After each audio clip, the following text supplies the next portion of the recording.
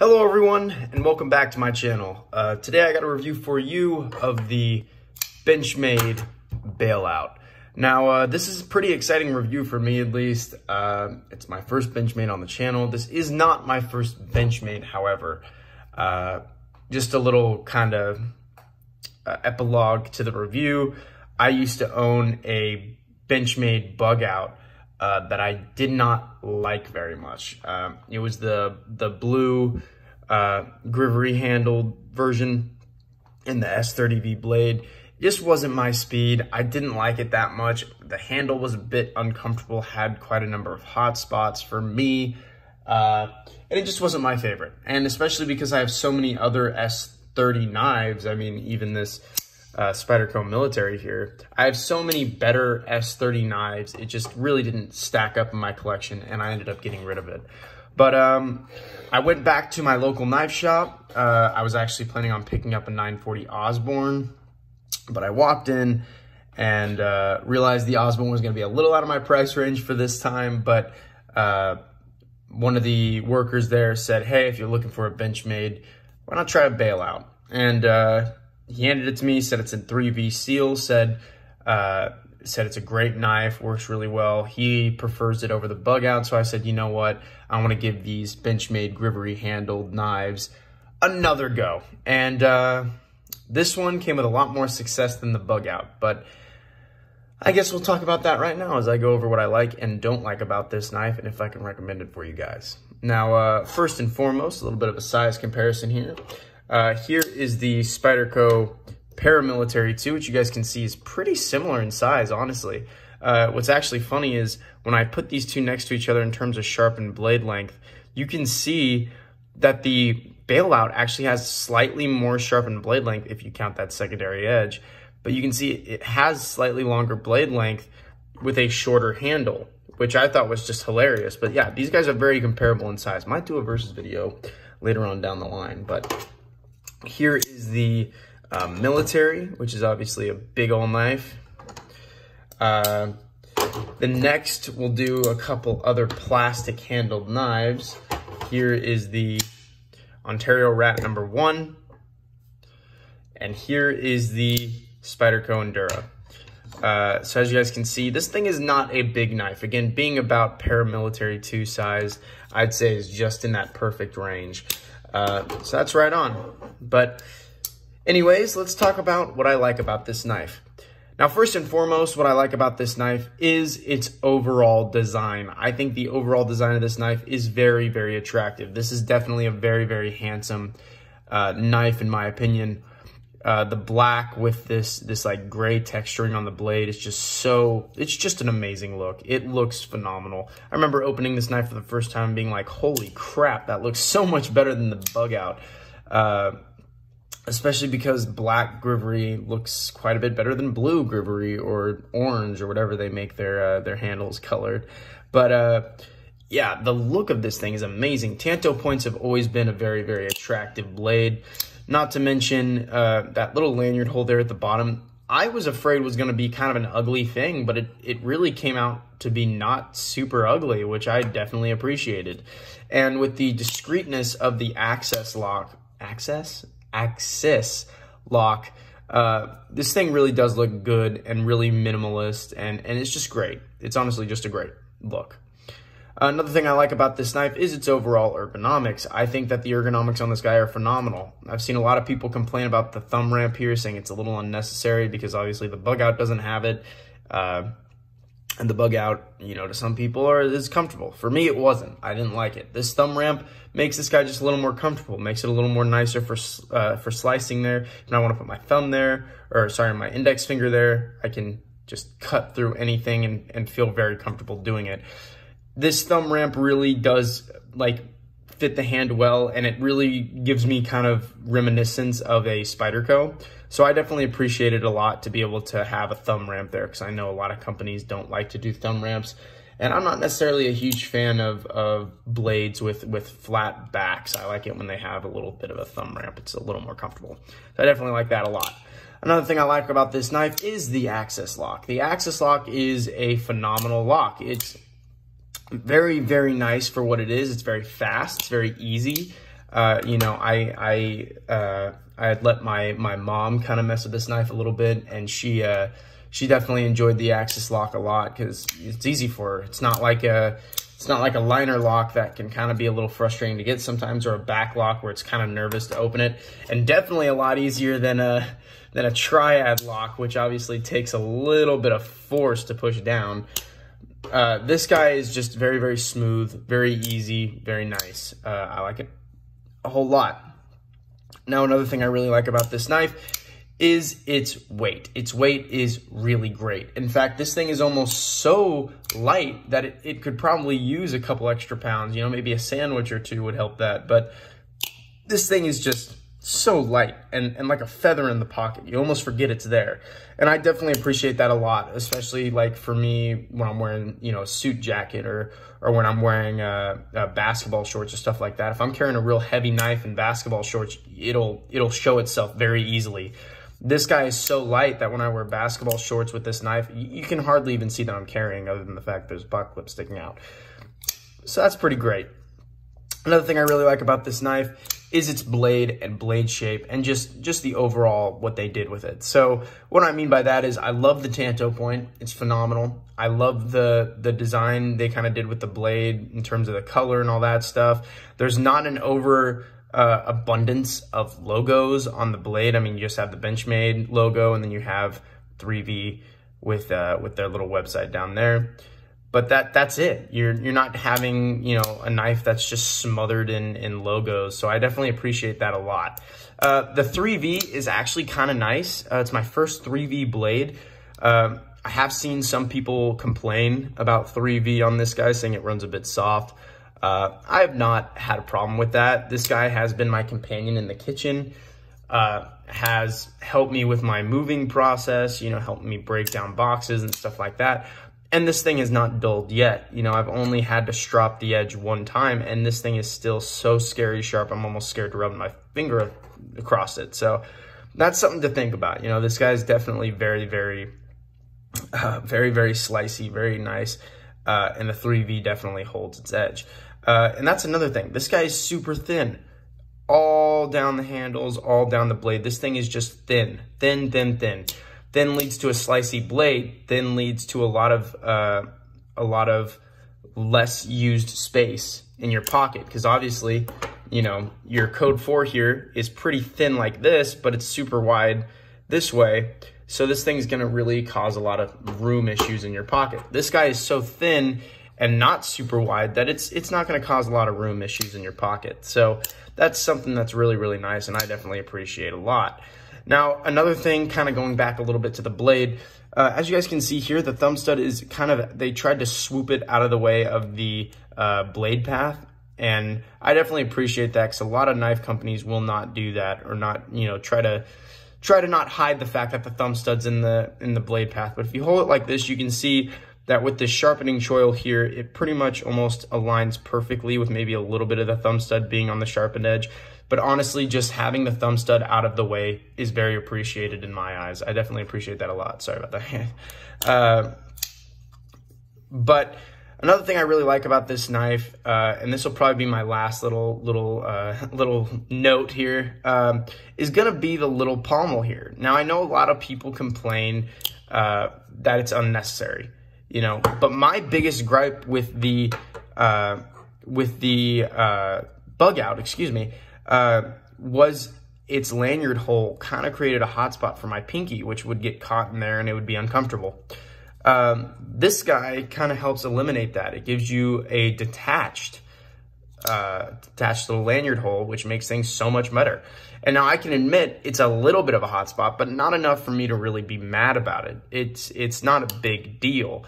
And I just appreciate that it's not as big of a hot spot to the hand as, let's say, the bug out's giant lanyard hole. I definitely appreciate that a lot. Now to talk about what I don't like about this knife. Now, first and foremost, what I don't like about this knife, the Grivory handles. I think that was pretty obvious. A lot of people aren't huge fans of plastic handles, and I am one of them.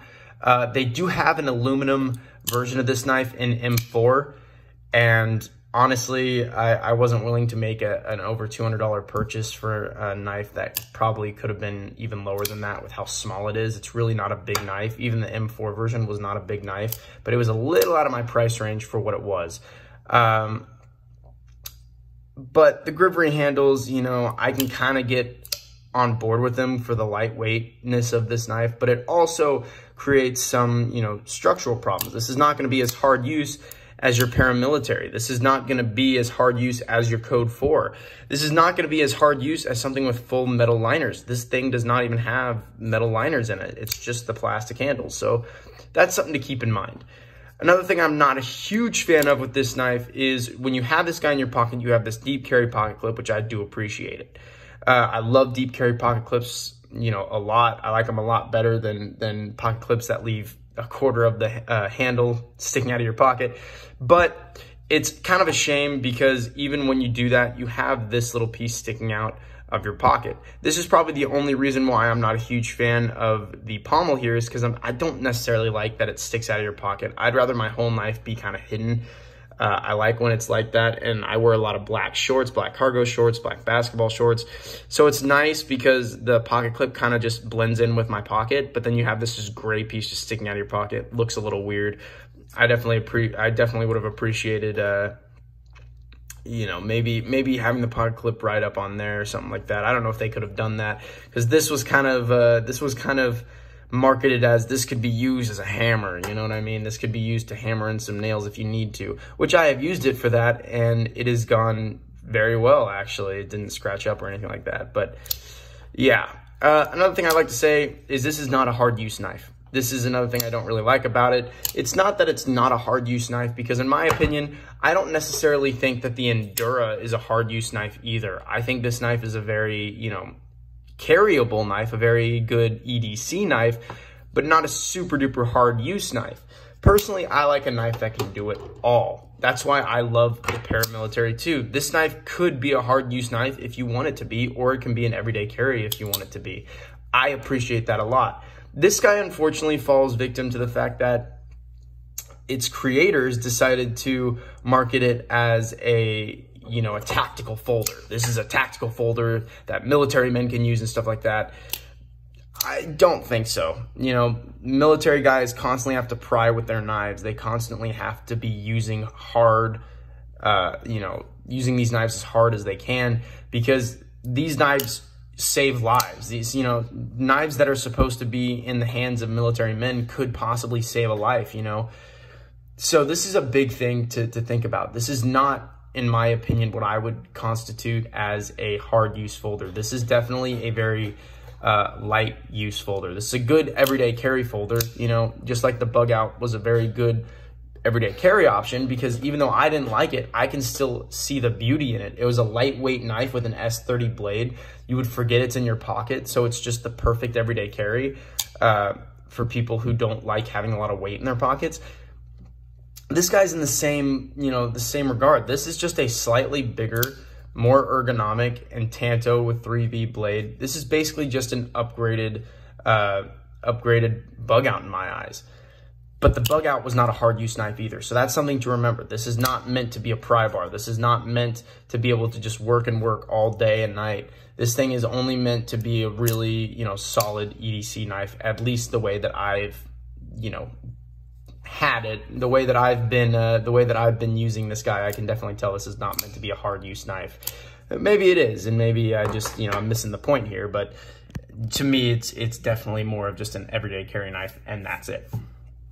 Now, another thing I don't necessarily love about this guy is the Omega spring in the axis lock. Now, I did say that I like the axis lock, which I do. I do like it a lot. But a lot of people have been having problems with the Omega spring that kind of controls the axis lock, the thing that kind of makes sure that it springs back. Because apparently, you know, people have been, they break, and I've seen a lot of people have to replace them, and it's a shame. When I was recommended this knife by a guy that worked at the knife store, I said, man, I've heard a lot of complaints about the Omega springs. Like, is that something to worry about? He said no. He said he's owned a M4 Bailout for a long, long time and said it's worked just fine.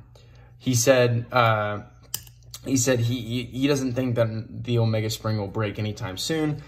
I'll have to hold him up to that. I'll definitely see what happens if the Omega Spring does break. You guys will definitely get a video from me if that ends up happening in the future. But that's definitely a bad. You know, lock systems need to be reliable and need to last forever. And if you have a spring that ends up breaking inside a knife, I think that's kind of not really what you want to hear. So that's not a good thing.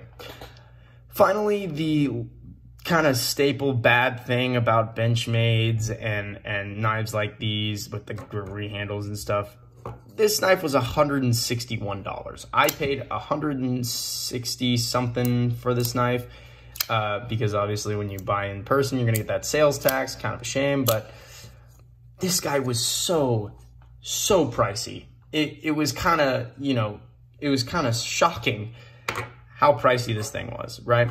So this is M3 and Grivory. Now let me show you some other options.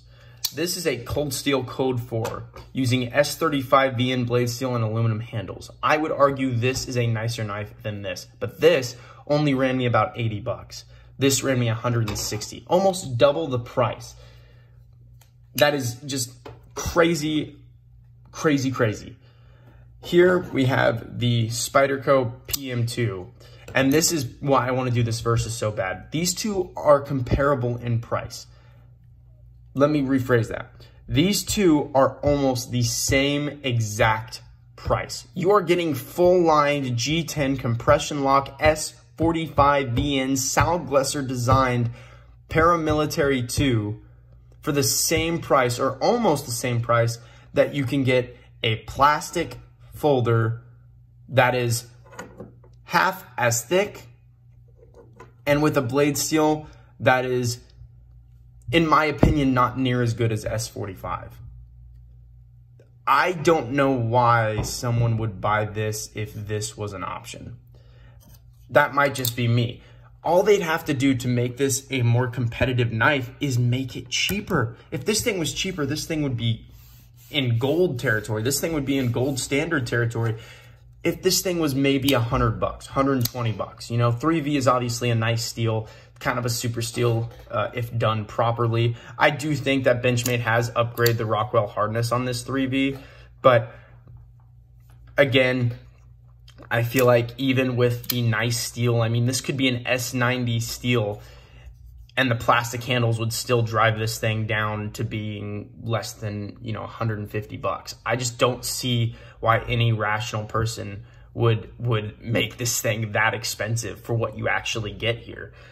That's just always going to be the bad. That is going to be the prime bad of these knives. I don't get why they have to make these so expensive. The 940 Osborne using S30V blade steel and aluminum handles was $202.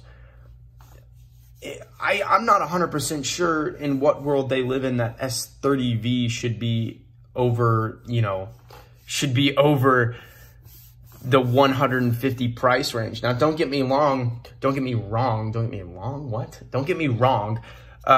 You know, this guy ran me about 200 bucks, but you're also, this is a Spyderco, which are also kind of ran up right now, but this is also an almost 10-inch folder. You're getting I believe this is about 4.5 inches, close to 5 inches of S30. So that makes sense why this would be expensive. Plus you have these giant thick G10 handles. So this can make sense on why it would be on the more expensive side of things. But we're talking about a knife that is about this size with aluminum handles and an S30V blade. That's still over $200. In fact, it's so close in price range to the military, it's kind of scary because they are very, very different knives in very different categories. So it doesn't make a lot of sense to me. But this Bailout just really made me upset with that price. I bought it because I really wanted to try this 3V. I really wanted to try out a real Benchmade. You know, that's pretty much the main sale point for me, was this was a real Benchmade. The guy that you know, handed this to me was like, oh man, this is a real Benchmade. You're gonna open this knife and you're gonna feel Benchmade. And I opened the knife, used it a lot. I definitely felt Benchmade, but I can't help but have a sour taste in my mouth because of how absolutely pricey and expensive this thing is for what you get. And that's going to forever and always be the bad of Benchmade. Unless they fix it, of course. I would appreciate that a lot if they were to bump down their prices a little bit. Would really help someone like me who can hardly afford even a $160 knife. But nonetheless, can I recommend this knife for you? You know, I can and I can't. If you're willing to put in that much money for this knife, do it. It's going to be worth it. It is a nice knife. It's very comfortable. The blade is really, really nice. I do appreciate it a lot. If you haven't, you know, held a 3V or used a 3V knife, there might be better options out there, but this is definitely a very good 3V blade. You know, again, I feel like a lot of people have been complaining about it being a little on the soft side in terms of Rockwell hardness, but I'm pretty sure Benchmade either fixed that or I'm just not seeing the same thing they're seeing, because the Rockwell hardness for me was plenty fine. I processed an entire chicken with this. I cut down boxes. I've been cutting paper every now and then to make sure the edge is still up to snuff. And this thing's still good to go. It's still plenty sharp, still works plenty fine. So honestly, if you want a nice 3V knife, if you want to get something that's bigger, more comfortable, and honestly, a little more attractive than a bug out, then this is definitely it. So honestly, can I recommend this for you guys? Yes and no. Watch out for that price, but overall, really nice knife. I do love this knife a lot, and it's definitely going to find a lot of pocket time for me. But anyways, guys, thank you so much for watching. I really hope you enjoyed. I hope I didn't ruffle too many feathers with this. I do have a new review coming of a Knife Center exclusive that just came out the other day. I won't give it away. I feel like it'll be a fun surprise, but be looking out for that review. I will say though, a little bit of a hint here is I'll show the trademark of the knife. You guys ready for that? Bam. Okay, it's gonna be a Spyderco. It's not the Paramilitary 2 though. I already reviewed that. If you guys want to see that, please go watch that video. Run up the views. Really would appreciate it. But no, we have a Spyderco coming to the channel hopefully within the week. But anyways, thank you guys so much for watching. Please like and subscribe, and thank you.